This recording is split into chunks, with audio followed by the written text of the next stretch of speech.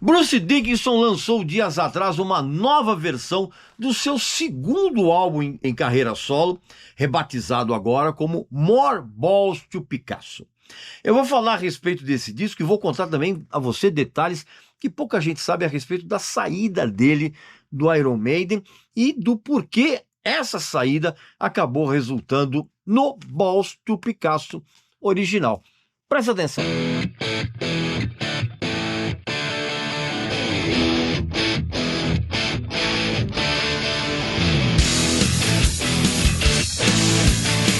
Meu amigo e minha amiga, o lançamento de More Balls to Picasso, na verdade é uma nova versão do segundo álbum solo do Bruce Dickinson, né, o Balls to Picasso, de 1994, obviamente deixou tanto os fãs do Bruce Dickinson quanto os devotos do Iron Maiden com os olhos meio arregalados e ansiosos, né?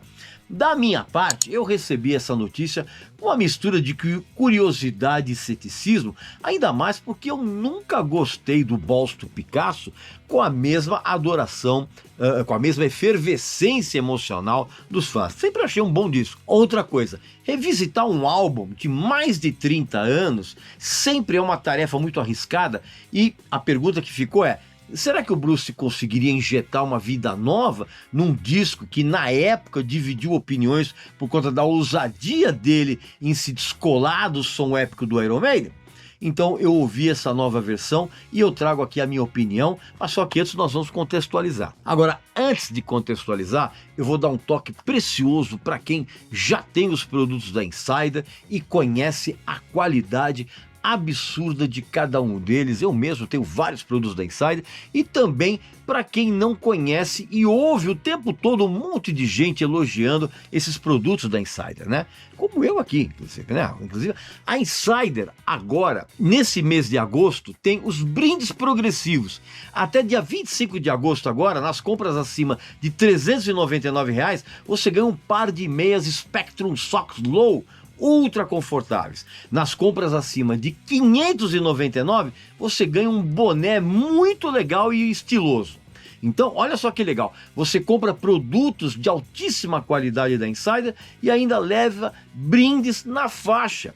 E se você clicar no link abaixo aqui na descrição desse vídeo, você vai direto para o site da Insider já com o nosso cupom Regis Tadeu tudo junto, incluído no carrinho de compras. E esse cupom vai te dar 15% de desconto. Mas olha só, essa promoção vai só até o dia 25 de agosto agora.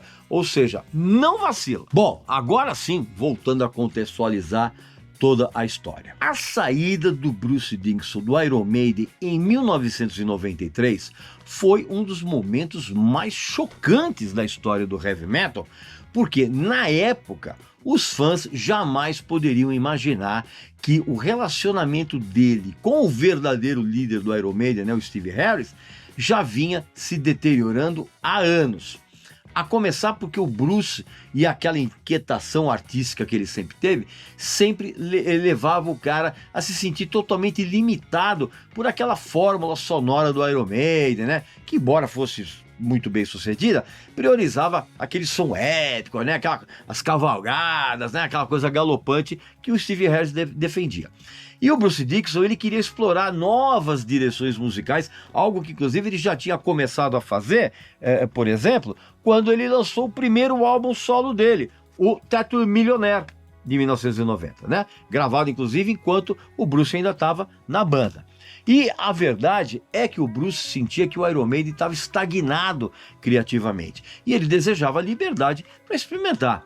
Além disso, a pressão de ser o frontman, né, de uma banda tão gigante, combinada com o desgaste daquelas turnês intermináveis, que inclusive geraram discussões entre o Bruce e o Steve, que quase resultaram em brigas físicas. Tudo isso contribuiu ainda mais para a decisão dele de cair fora da banda. E o estopim disso tudo veio durante as gravações do Fear of the Dark, né? Quando o ambiente ali já estava extremamente tenso, estava atingindo o nível de erupção vulcânica, com o Bruce mostrando cada vez menos entusiasmo, tanto nas sessões de estúdio como nos shows.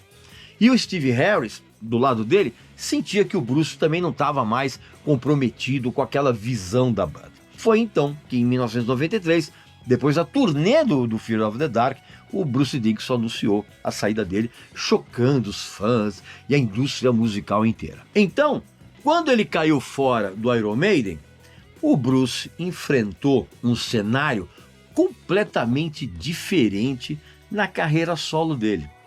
Por quê? Porque o Balls to Picasso, né, como eu falei, o segundo álbum dele, foi um projeto muito ambicioso, mas que não alcançou o sucesso comercial que o próprio Bruce e todo mundo esperava. Por quê? Porque o Bruce teve que lidar com a resistência dos fãs radicais do Iron Maiden, ou seja, todos os fãs, né, porque todos são radicais, que viram a saída dele da banda como se fosse uma traição. E eu sei de um monte de gente que resolveu não gostar desse disco só por causa de uma estúpida lealdade ao Iron Maiden, que isso por si só é um absurdo total. O contraste entre os palcos grandiosos do Iron Maiden e os locais infinitamente menores que o Bruce teve que encarar na carreira solo dele foi um negócio gritante. Então, enquanto o Iron Maiden lotava arenas, estádios, né, o Bruce Dickinson passou a tocar em clubes, em teatros de pequeno e médio porte. E essa mudança foi um choque para o Bruce, que, apesar da energia dele, do carisma, ele teve dificuldade em atrair o mesmo público de massa a partir do lançamento do Balls to Picasso. O próprio Bruce, ele reconheceu o erro de não ter lançado o Balls to Picasso com uma produção que deixasse o som mais pesado, né? E sem aquela produção excessivamente polida da época. Para piorar, a falta de apoio de uma grande gravadora e a dificuldade de se conectar com o público mainstream dos anos 90 acabaram tornando a empreitada solo do Bruce um desafio que inclusive resvalou no fracasso. Ok, agora que já está tudo contextualizado, vamos voltar para o dia de hoje. Como eu te falei, eu ouvi a nova edição do disco e eu afirmo que ele conseguiu, o Bruce, transformar esse More Balls to Picasso em um álbum que soa mais pesado, mais maduro e, em muitos momentos, mais coeso que o disco original.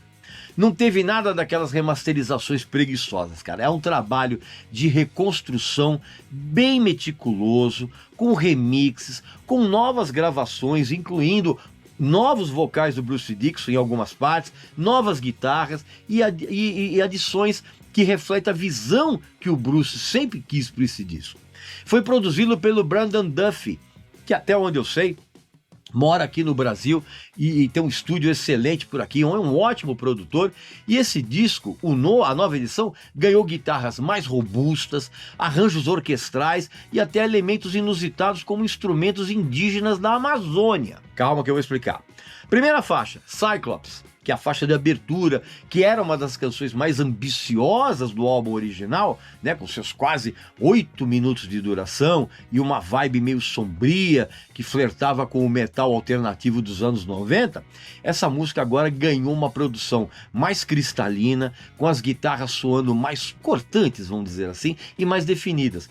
O riff principal de guitarra agora tem uma pegada mais pesada e a voz do Bruce, que foi regravada em algumas partes dessa nova versão, mantém o peso emocional, mas com uma entrega, vamos dizer assim, mais controlada, inclusive beneficiada pela maturidade vocal que ele tem hoje. O baixo nessa música, que antes estava um pouco abafado, agora está mais à frente na mixagem, com mais clareza, dando inclusive uma base rítmica mais sólida. A mixagem daquele processo Dolby Atmos, né, que foi mencionada pelo Bruce Dickinson, né, nas entrevistas, adicionou uma espacialidade, vamos chamar assim, que faz os solos de guitarra, por exemplo, soarem como se eles estivessem girando no redor do ouvinte, né, quem está ouvindo.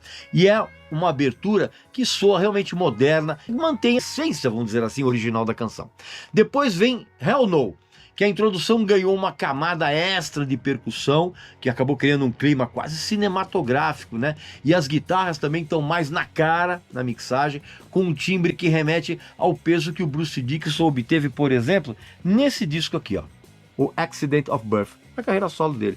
A performance vocal do Bruce tá mais confiante, tem uma dinâmica que alterna entre a introspecção e a explosão com uma naturalidade maior, e a mixagem do Duff realçou os backing vocals, que antes passavam meio despercebidos, e isso agora dá um toque mais épico, vamos dizer, ao refrão. A música toda soa mais robusta e vibrante. Em Gods of War, a reinvenção é ainda mais ousada, vamos dizer assim.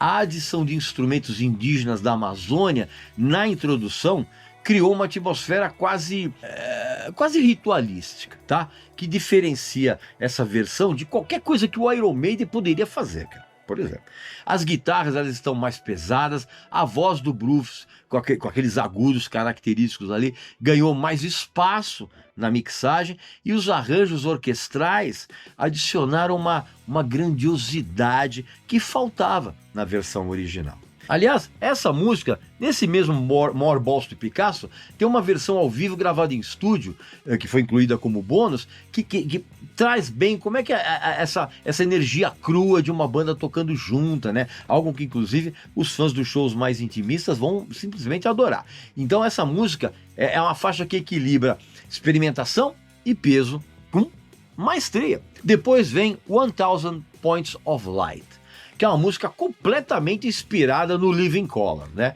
E essa canção sempre teve um riff meio funk, assim, né? E na versão 2025, esse groove tá mais pronunciado, com a bateria, inclusive a bateria tem um punch mais agressivo até. E a voz do Bruce, que foi regravada em vários trechos dessa nova versão, soa agora mais emocional. E a produção eliminou aquele excesso de polimento dos anos 90 e deu à faixa um som mais orgânico e menos datado. Depois tem uma das minhas músicas favoritas desse disco, cara, que é Laughing in the Hiding Bush, que foi originalmente dedicada ao filho do Bruce, né, o Austin, né, e é uma das canções mais pessoais desse álbum, e essa música agora ganhou guitarras mais pesadas e uma mixagem que destaca, inclusive, os detalhes do arranjo. O riff inicial de guitarra ganhou um peso extra e a voz do Bruce está mais afiada, né, com uma mistura de raiva e vulnerabilidade, vamos dizer assim. E a produção do Duff realçou os backing vocals também, e os solos de guitarra estão mais nítidos, né? Com um toque, inclusive, de modernidade que não descaracterizou a faixa quando comparada com a gravação original. Depois tem a balada Change of Heart, que era o momento mais introspectivo do álbum original, e a nova versão traz uma elegância nova, né?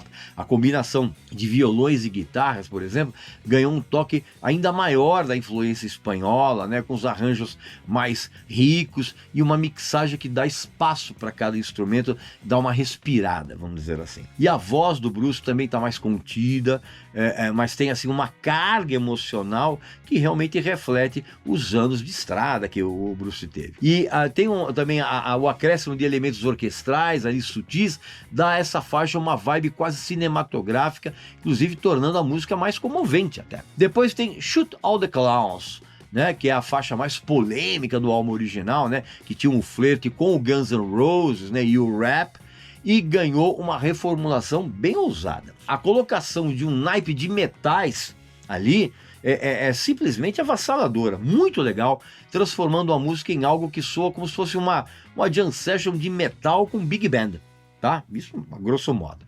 As guitarras, elas estão também mais pesadas, a mixagem destacou a energia meio caótica dessa música, e essa música também tem uma versão ao vivo nessa nova edição, gravada ao vivo em estúdio, que foi incluída como bônus, que mostra o Bruce, inclusive, mais solto, mais desinibido nessa faixa. Depois tem Fire, que é uma canção que foi esquecida pelos fãs na versão original, que recebeu umas guitarras que também estão mais pesadas, com um solo central bem legal, e a produção deu a essa música um ar de classic rock misturado ali com metal moderno. E a voz do Bruce está mais agressiva, tem um toque que remete inclusive a Aerosmith. Por incrível que pareça.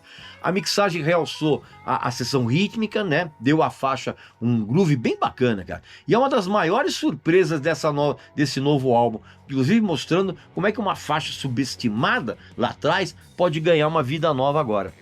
Tem também Sacred Cowboys, que muitas vezes foi comparada pelos fãs a Run to the Hills do Iron Maiden por causa da temática, né?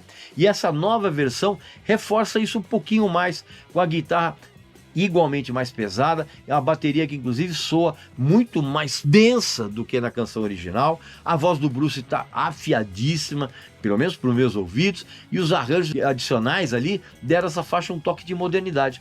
E aí vem Tears of the Dragon, né? O grande hino do álbum original, né? Para os fãs, e que agora ganhou uma reformulação que inseriu camadas de sofisticação nessa música. As guitarras também estão mais pesadas e o novo arranjo traz uma textura quase sinfônica, muito próxima daquilo que, por exemplo, Chris Wright conseguiu quando eles gravaram Silent Lucidity. Só para citar uma referência, tá?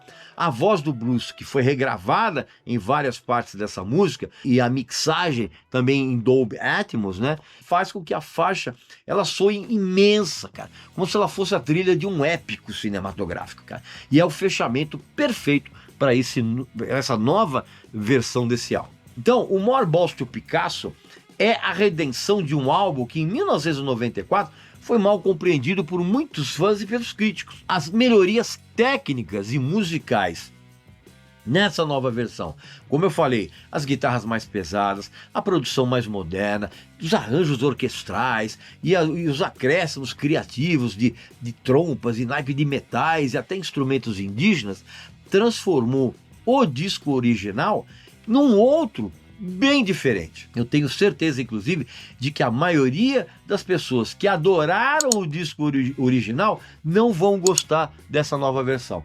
Agora, no meu caso, aconteceu o contrário. Eu não gostava tanto do original e eu gostei muito desse More Balls to Picasso. Pois bem, meu amigo e minha amiga, essa é a minha opinião a respeito dessa nova versão desse álbum do Bruce Dickinson. Aqui nos comentários, coloca a sua opinião a respeito dessa nova versão do disco. Você adorou? Você detestou? Você achou a mesma coisa? Coloca aqui, mas coloca os argumentos bacanas, tá? E eu voltarei muito em breve com mais um vídeo aqui para vocês, beleza? Então um abraço, saúde para você, para sua família e para seus amigos e até a próxima.